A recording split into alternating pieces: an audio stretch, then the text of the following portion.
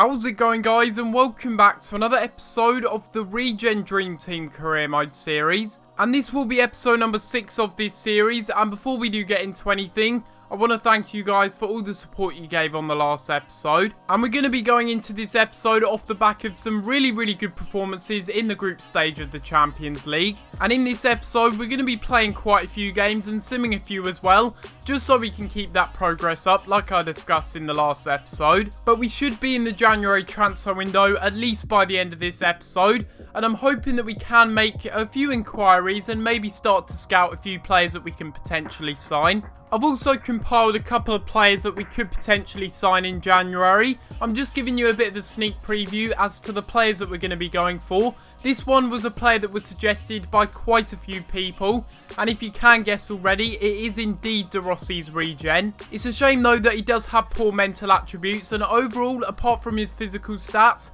he has really poor stats in general. For the first game of the episode, we will be simming this game against Wolves. I believe they're currently near the relegation zone, and indeed I was right in saying so. They're just above the relegation zone, although Fulham, Leeds and Sheffield Wednesday, they're pretty much relegated already. They're really not doing too well this season. Sheffield Wednesday with that Aston Villa form, they're not even winning one game in 15 that they've played. And we're going to go ahead and sim this one and skip, and we end up getting a 1-1 draw, which is pretty disappointing, I'm not going to lie. On the face of things, we should have got a better result from this game. But like I've discussed before, it's a handicapping system. I'm making it harder for me because I don't really want to put sliders on in this series. So I think simming these games sort of make it a little bit easier, because otherwise, if I'd have played that game against Wolves, I would have just smashed them 5-0. We do now have a game against Southampton in the quarterfinals of the Capital One Cup, and I will be playing this game because I do want to try and get some silverware as early as possible. Although the Capital One Cup isn't really desirable silverware, I still would like to try and win it if it's possible. And the teams that are left in the tournament, it gives us a very good chance of actually winning it, because there really aren't that many good teams left. Ibra's Regen unfortunately is suspended for this game though, so we're going to have to be going with Ronaldo's Regen up front. The only other change that we are making for this game is putting Payet's Regen on the left wing position, filling in for Ronaldo as he's playing in Ibra's absence. And this is what I mean about the other teams that remain in the tournament. We've got Newcastle, very beatable, Norwich as well, and I guess the other hard team is going to be Chelsea or Arsenal, but even then I still feel confident that we can beat them if we win this game. And looking at Southampton's team, they've also made quite a few signings. I don't know if that's because they've been forced to, because all of their players have retired and they hadn't actually made any signings before that. And we've won the ball back in a brilliant position now. On the counter-attack we go, and we're very lethal with the pace that we've got. Why did he play it there? I do not know. There was so much space on the right side. So far in this game, it's been pretty dull, I have to admit. There's not really been too many chances. Typical legendary game, really. Not many chances from either side. And as we go into the second half, it's anyone's game, really. And inside here to Lahm's Regen, who's going to go for a shot. Wow. I forgot he's got 1-star weak foot. You just forget those kind of things. You just don't think about it when you have a shot. And then you realise when it just goes into row Z. It's just been such a boring game. How can there not be any chances after 72 minutes from either side? If we were playing Manchester United, maybe I could understand. But this is just dreadful. Oh, and just as I say that, they end up scoring. Wow. Typical, isn't it? I say there's nothing in the game. They have one shot, one little half chance, and they end up scoring. Just completely jinxed myself, didn't I? As soon as I said that, I knew they were going to score. And it's a sloppy goal. It really is. And I have to say, Buffon has spilled those sort of chances quite a lot recently. And we've got unlucky not to concede them. But that one there, it was going to happen eventually. And I'm going to get a player sent off as well. Payet's Regen, in his first game that he's starting for me, is going to get sent off because I've just got so angry from this game. I literally jinxed myself. I said there's been no chances in the game. And then they end up scoring. And we've got a red card late on as well. Well, there we go. That's really unfortunate. We end up losing this game 1-0 to Southampton. And had we have won this game, I really believe that we would have gone on and won the tournament. But unfortunately, it just wasn't meant to be. I jinxed myself in the process of saying there wasn't any chances in the game. They had one shot, they scored it straight away. And what can I say? It's just one of those games, really. On the road to the final, we would have either faced Newcastle or Norwich, I believe. And that is just really gutting, because I really believe that we could have at least got to the final in this tournament. But it's the Capital One Cup. I can't really be too disheartened. I just hope that we can maybe win the FA Cup instead. Something that I like to do at the end of every game that I'm playing against these teams is take a little look at the player performances and see the players that each individual team in the Premier League or whatever we're playing in, basically what players they've got, if they've got any good regens. And I believe I have found a good regen actually, and it's this guy here, Taron Maynard, and I'm not too sure whose regen he is of, but I'm going to add him to the shortlist because I believe he could be a very good player to sign. I'm looking at the other games that we've got to play so far, and we've got a game against Everton and Man City as well. We have a game against Spurs coming up. I think I'm going to sim this one. I'm just going to take a look at the league table first though. So actually Manchester City are down in 12th, and because of that and the rules of the series and simming, I will be playing this next game against Spurs. I believe they're a strong side anyway, so I think it is important to play this game regardless of where they are. And the only change that we are going to be making for this game is we're going to be bringing in Yaya Touré's regen again. He plays very well at that CDM position, and I think we were let down a little bit in the last game by Lahm's performances. It'll be interesting to take a little look at the Tottenham lineup. I know they've got quite a few young players, so I don't expect their side to be changed too much. They have quite a lot of real players, and some of their original players still in there. They have signed Lukaku up front though, so he could be a threat. But it's going to come back out here for Anoma. And they've got some good passing going on here with Banton on the ball. And that is not good defending whatsoever. And they end up scoring the first goal of the game.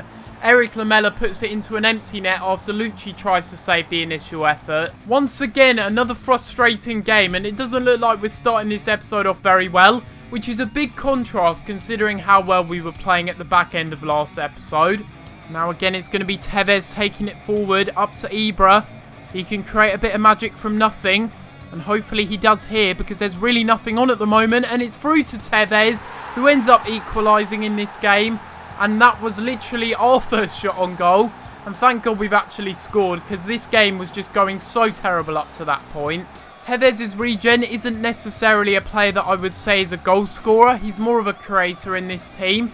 But it's good to see that he's got a goal that we so desperately needed. It's through here to Lukaku, trying to get the ball into the middle, and what a save that is by Buffon's regen. Really keeping us with a shouting chance in this game. And it's played inside here. A really good opportunity for Rooney's regen, and it's going to fall there to Robin's regen. What am I talking about? I can't even speak. He ends up scoring, and I'm just completely speechless. We end up winning the game in the 90th minute. And we've just done Tottenham dirty by scoring exactly how they scored against us. All the odds were against us. That was the last kick of the game, and we ended up winning it. And I have to say, Robin's regen, he is the hero of the night. We end up winning it in incredible fashion in the 90th minute. And thank God we won that game, because had we have lost, it would have been a bit of an injustice once again. A game against Everton now, and they are a team that really aren't doing too well this season. And we're going to go ahead and sim and skip this game, and we do end up winning 2-1. And it is going to be Danielson, Ibra's regen, getting a double in this game to win it for us. Interestingly enough, we're still yet to lose in the league. But Bournemouth are doing a bit of a Leicester at the top of the table, and it might be hard to catch up with them. Since Man City aren't really doing too well this season, and we've already played them in the Capital One Cup, we're going to sim this game, and then play the game against Chelsea, which is coming up in a couple of days' time. And that will be us entering the transfer window as well, but we will sim this game and go ahead and skip, and we end up winning 3-2, a 5-goal thriller. But luckily we come out on top of it. And since it is the first of the month, we're going to also quickly take a little look at the squad report before we do play this game against Chelsea. And we'll take a little look at some of the players that have grown for this month, such as Christian Lucci, Buffon's regen. He's up by +5 already this season, and I can predict he's going up by a lot more as well. Iniesta's regen, take a bow son, 85 overall at the age of 22.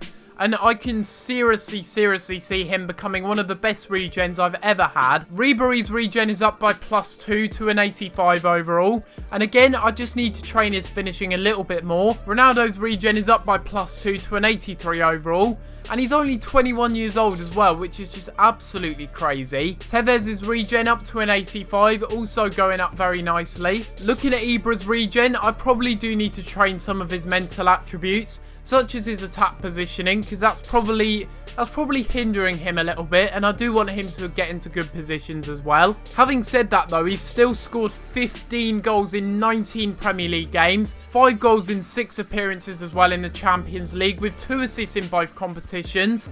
That is just world class. That is really, really good. But we are going to be playing this final game of the episode now against Chelsea. And I do want to shorten this episode just a bit more to get you guys involved in the transfers. So this will be the last game of the episode. And it's going to be Tevez running at the Chelsea defence really well.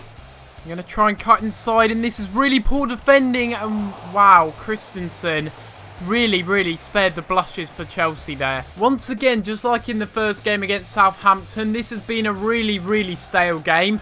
It might have something to do with playing in the rain, but then again, I can't use that as an excuse because we've got some really good players and I should be doing better. It is forward here though, and into the middle, and Pato misses a golden opportunity there. It's funny how I talk about Legendary being easy and everything, but sometimes there's just these spells that you go through where it just really dies off. The game's just become so boring, and that's really been the case in this episode. Really not many chances for either team, and it really is breaking down quite often in the final third. Nice bit of space here for Ribery's regen, and wow, he just fell on the floor there. Okay, I'll take that space, and I'll end up scoring the first goal of the game, or not, or I will. I thought that was offside for a second.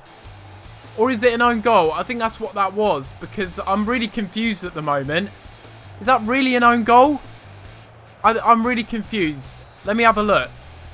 That's an own goal. Are you serious? So Azpilicueta goes in for the challenge first, and then it comes off of Ribery's foot. So that's his goal.